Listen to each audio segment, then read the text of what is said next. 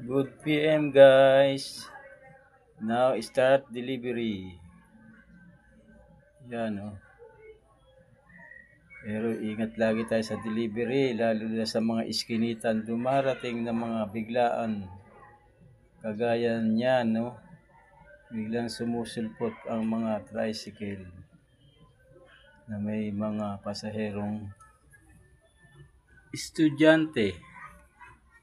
Kaya lang ang problema ay yung mga nakaparada mismo sa kanto ng mga kalsada, yung mga papaliko. Yun na hindi natatanaw ng mga rider o ng mga driver kasi nakaharang sila doon sa may kanto, kaya natatawag itong blind spot. Kaya marami na didisgrasya. Hindi na alam yan ng mga barangay. Ayan oh, ang tirik ng araw. Tanghali. Maya-maya namang hapon, biglang bubuhos ang ulan. Kaya napapasma ang mga rider.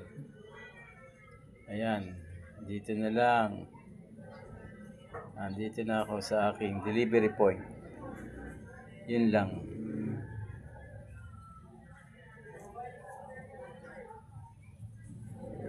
Yan o.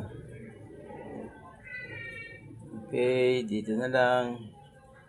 Thank you very much.